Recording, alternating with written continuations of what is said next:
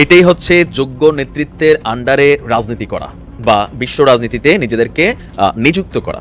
Level of power, level of attitude, level of activities সম্পূর্ণ change হয়ে গেছে। খুবই মন ভালো করার খবর, জয় এটা প্রাপ্য ছিলাম আমি।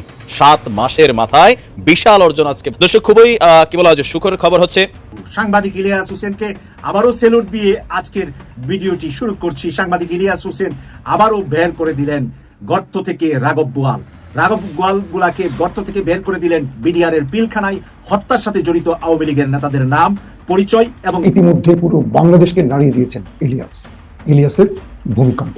আজকে একটা খবর দেখে একটু বেশ ধাক্কাই খেলাম। আনিসুল সালমান নুরুজ্জামানের পেছনে 2 হাত পরানো, হাত করা। এই কয়েকদিন বেশ আদালত, কারাগার, রিমান্ড আসা যাওয়া করতে করতে খুব আত্মবিশ্বাসী হচ্ছিল এবং সেখানে এক ধরনের তারা দেহভঙ্গি করছিল। বাংলাদেশের রাজনৈতিক মেরুকরণে কিংবা নতুন সমীকরণে ভূমিকা রাখবে বা রাখছে জাতিসংঘ। সেনাপ্রধান যাই বলুক, ডক্টর ইউনূসের জন্য একটা সুখবর। যেই মুহূর্তে হাসিনার অনুভূতিকে উনি শেয়ার করে বলছে তার আকুতি, তার কান্না। রনি, জীবনে কোনোদিন যদি বেশ্যার চরিত্রে অভিনয় করতে যান তাহলে হাসিনার কাছ থেকে আপনার শিক্ষা নিতে হবে। সেনা শাসন ও ভারতকে চ্যালেঞ্জ ছুড়লেন আসিফ মাহমুদ। অজু করে তারেক রহমান সাহেবের নাম উচ্চারণ করতে বললেন বিএনপির একজন শীর্ষস্থানীয় নেতা জনাব বরকতুল্লাহ বুলু সাহেব। বাংলাদেশের ইতিহাসে এই প্রথম শুনতে হচ্ছে যে কোনো একজন নেতার নাম মুখে উচ্চারণ করতে হলে আপনাকে অজু করে তারপরে আসতে হবে। আসসালামু আলাইকুম প্রিয় দর্শক, বাংলাদেশের রাজনৈতিক প্রেক্ষাপট বা রাজনৈতিক পরিস্থিতির উপর বিশ্লেষণ করে আপনাদের সামনে কিছু গুরুত্বপূর্ণ ভিডিও ফুটেজ নিয়ে হাজির হয়েছি।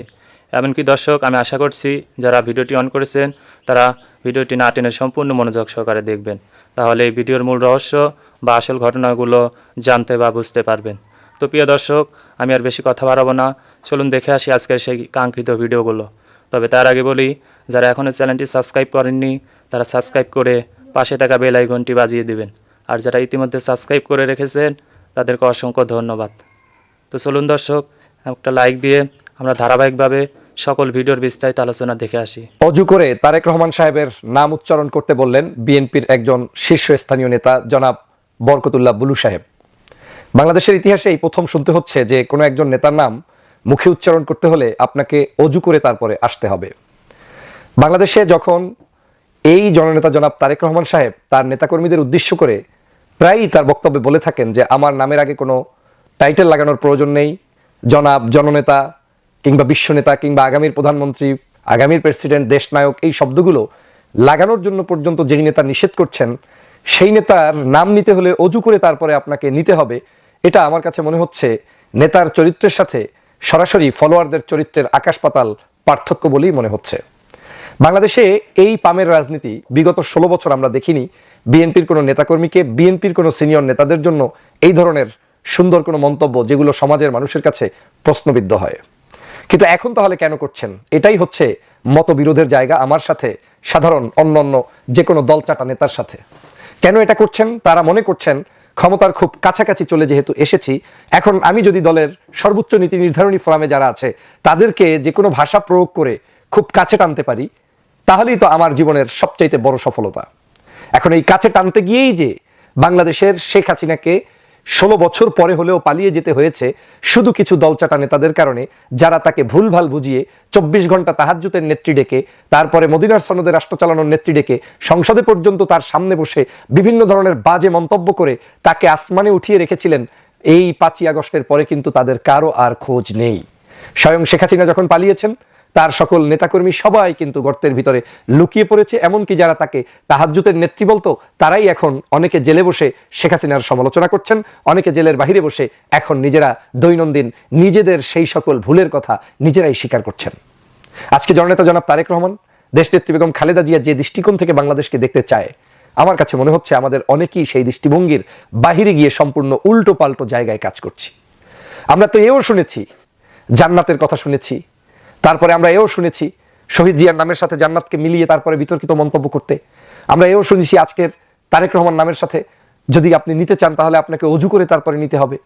তো অজু তো এখন আমার নাই, আমার দলের নেতাকর্মীর নামাজে রক্ত ছাড়া কারো অজু নাই। তারা কি তারেক রহমান সাহেবের নাম উচ্চারণ করবে না? তারা কি তারেক রহমান সাহেবকে সাক্ষাৎ করবে না?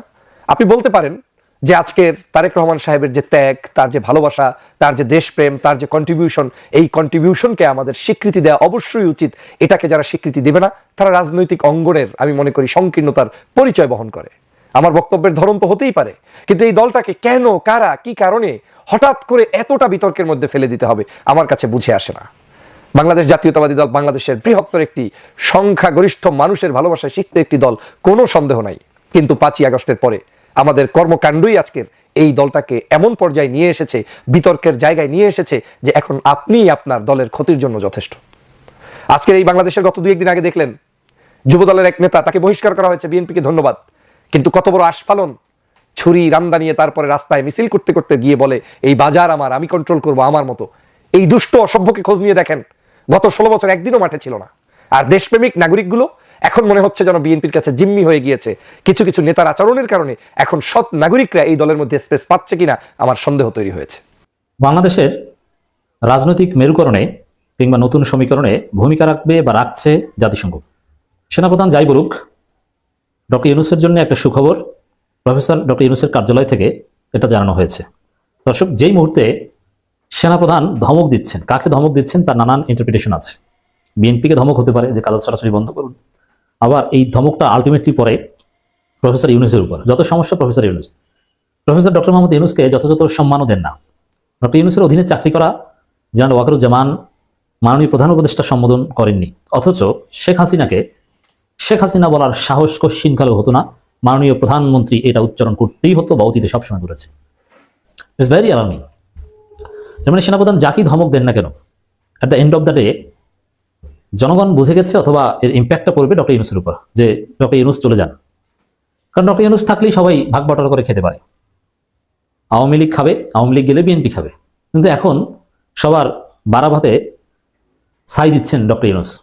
বিএনপি খাচ্ছে, কিন্তু গ্রেপ্তারও তো হচ্ছে, ধরাও তো পড়ছে, মনের মতো খেতে পারছে না। ডক্টর ইউনূস দেশটাকে জনগণের করে দিতে যাচ্ছেন, এটা বিএনপি আওয়ামী লীগ কেউ মানতে যাচ্ছে না। এখন সেই জেনারেল মইনুল আহমেদের কথা আপনাদের মনে আছে, যে প্রণব মুখার্জি তার চাকরি বাঁচিয়েছিলেন, যে আওয়ামী লীগকে ক্ষমতা এনে দাও, তোমার চাকরির বিষয়টা আমি দেখব। এখন জেনারেল ওয়াকারুজ্জামানকে ভারত কিংবা, যেহেতু ভারতের ভরসা বিএনপি, এটা অলরেডি এসেছে, ভারত কিংবা বিএনপি বলেছে কিনা যে তোমার চাকরি আমরা দেখবো, আমাদেরকে ক্ষমতা এনে দাও, কে জানে। এর মানে সবার হুমকি ধামকি যাই বলেন যে ডক্টর ইউনূসকে সরাও, বিএনপির কথা এটা ডক্টর ইউনূসকে সরাও, আওয়ামী লীগের কথা এটা ডক্টর ইউনূসকে সরাও। ভারত তো স্পষ্ট বলেছে যে নির্বাচিত সরকার আসলে সম্পর্ক স্বাভাবিক হবে, মানে ডক্টর ইউনূসকে খেলাও। এর মানে এই মুহূর্তে ডক্টর ইউনূসের প্রতি একটা থ্রেট আছে। সেনাপ্রধান যদি কিছু করেন, সেটা তো করবেন ডেফিনেটলি ডক্টর ইউনূসের বিরুদ্ধে। সেনাপ্রধান যদি পাওয়ার টেক ওভার করেন, ডেফিনেটলি ডক্টর ইউনূসকে গ্রেপ্তার করে করতে হবে, অথবা তাকে হত্যা করে করতে হবে, দুইটার একটা। তা ডক্টর ইউনূস এই পরিস্থিতিতে জাতিসংঘের একটা চিঠি, জাতিসংঘ মহাসচিবের প্রধান উপদেষ্টার কার্যালয় থেকে যেটা জানানো হয়েছে, UN secretary general Antonio Guterres has written a letter to Chief Advisor Professor Mohammad Yunus expressing his strong support for the ongoing reform efforts under the Chief Advisor's leadership. জাতিসংঘ ডক্টর ইউনূসের যে লিডারশিপ, তার যে আকাশচুম্বী ব্যক্তিত্ব, তিনি যে কিছু পারেন, হ্যাঁ, সেনাপ্রধানরা সবাই ম্যানেজ হয়ে যাবে, সবাই ঠান্ডা হয়ে যাবে। জনগণ ডক্টর ইউনূসের সাথে আছে, এর চাইতে বড় পাওয়ার নেই। ছাত্র জনতাও আছে। অতএব সেনাপ্রধান ডক্টর ইউনূসকে কিছু করতে পারবেন না। জাতিসংঘ এখানে এনগেজ হচ্ছে, ভেরি ইম্পর্টেন্ট। জাতিসংঘ ডক্টর ইউনূসের প্রতি সমর্থন জানাচ্ছে। এই সমর্থনটা আমি জেনারেল ওয়াকারুজ্জামানের ধমকের বিপরীতে দাঁড় করিয়ে দিতে চাই। তা জাতিসংঘকে উপেক্ষা করে সেনাপ্রধান পাওয়ার টেক ওভার করবেন, ডক্টর ইউনূসকে সারপাস করে, এটা সম্ভব নয়। অতএব ডক্টর ইউনূসের জন্য এটা একটা সুখবর।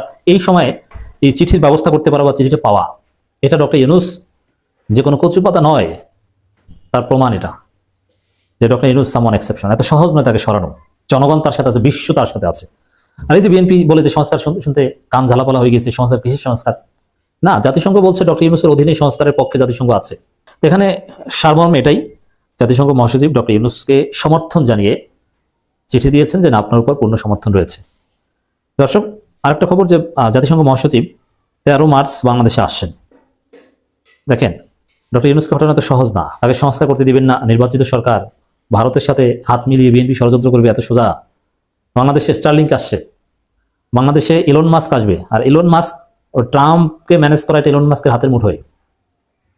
ইলন মাস্কের সাথে কথা হয় ডক্টর ইউনূসের, আসবেন তিনি, তার স্টার্লিংক হয়তো উদ্বোধন করতে আসবেন। জাতিসংঘ মহাসচিব আসতেছেন। ডক্টর ইউনূসকে সরানো এত সহজ হবে না। সবচেয়ে বড় কথা হচ্ছে যে জনগণ আছে সাথে, যুক্তরাষ্ট্র সরকার আছে, ইলন মাস্ক আছে, যুক্তরাষ্ট্র সরকার আছে। ভারত এখানে তেমন কিছুই করতে পারেনি, পারবে না। অতএব সেনাপ্রধান যাই বলুক, হুমকি দামকি আমরা সচেতন থাকবো। তবে সেনাপ্রধানের কিছু বার্তা আমরা আমলে নিব, যেটা কাদা ছড়াছড়ি করবো না। এটা বিএনপি করছে, তারা সচেতন হয়ে গেলেই হয়ে গেল। সেনাবাহিনী ক্ষমতা নিলে সবচেয়ে বেশি মারাটা খাবে বিএনপি। এই জন্যে আমরা বলবো যে আমরা সতর্ক থাকবো, সেনাপ্রধানকে আমরা রেসপেক্ট করব।